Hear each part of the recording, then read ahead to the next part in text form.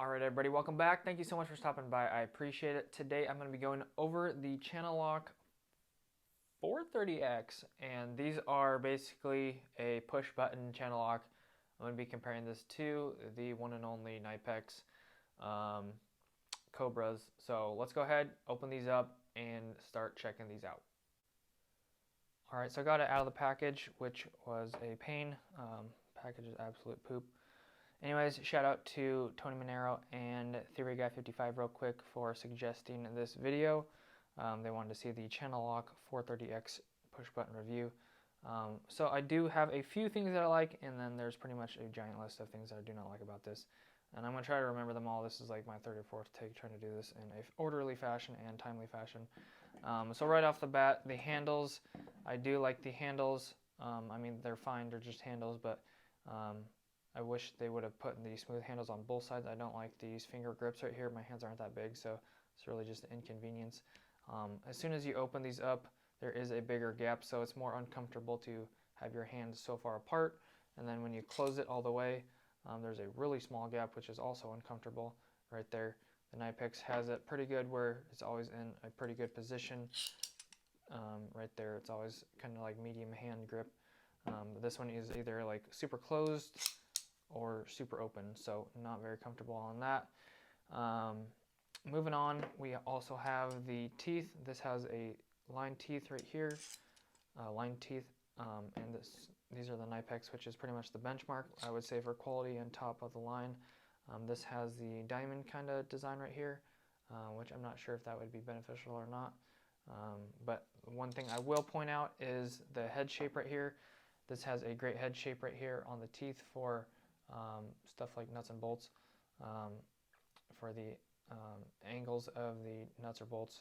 Usually those are going to be in a hex shape with the 6 sides, but you also have your square nuts and stuff like that. This is going to be, I feel like, less useful with just the straight head right here, which isn't even really, you can see the teeth don't even really go together, so I'm not sure what that's for, what the purpose of that's for. But you do have your reamer right here on the top, which I don't think would be very useful, but you never know.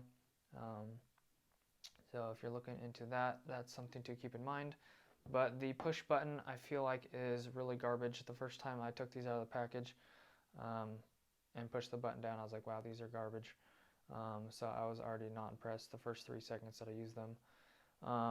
So like I said, the push button doesn't feel, you can't really tell when it's engaged or not. There is a really low profile here, so when you push it, it's really hard to tell when it's engaged or not. As far as the Knipex goes, you can see it physically going backwards, and then also it does make a nice clicking noise when it is locked into place. This doesn't really do either of those that well. A little bit quieter, so it does make a little bit of a clicking noise if you drag it. Don't think I mentioned the cool American flag on the back, which is pretty much one of the only things I like about this. And then the teeth right here are bigger gaps than the Knipex, and it is only teethed on one side. So if you wanted to say, you're pretty much always going to be using them from the front.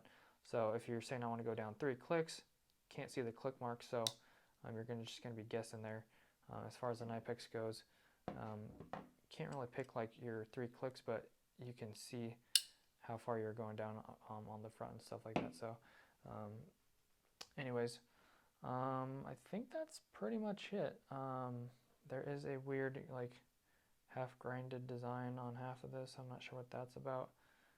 Like smooth grinded right there, and then your metal black on the other parts, or the gunmetal gray. So not very many features that I like about this at all.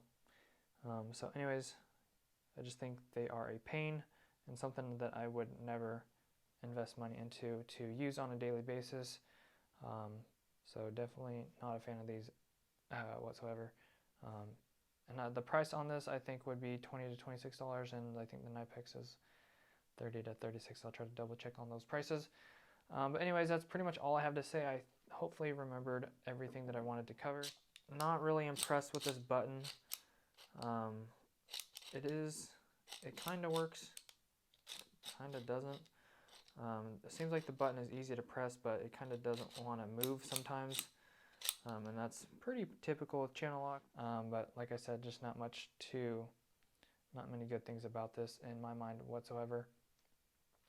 I feel like Channellock has always been a pretty poor brand as far as the tools that I've ever bought from them. So anyways, that is all I got for you guys today. Hopefully you guys enjoyed, and I will see you in the next one. One other thing I did want to mention real quick is if you are trying to make a good tool to either make a really good product or make something with a really cool feature, or both. As far as this goes, there is nothing really amazing about this at all. Alright everybody, that's going to do it for today's video. Hopefully you guys enjoyed this and found it useful. If you did, don't forget to hit the like button and subscribe. I'd appreciate it. Let me see you guys back in the next video. And I will be doing a giveaway soon, so stay tuned for that. Check the description down below for anything else. Check out my Instagram. Hit that follow button there as well. And hit the notification bell only if you want to be notified when I upload to live streams. Thanks guys so much. God bless. Have an awesome rest of your day. Peace.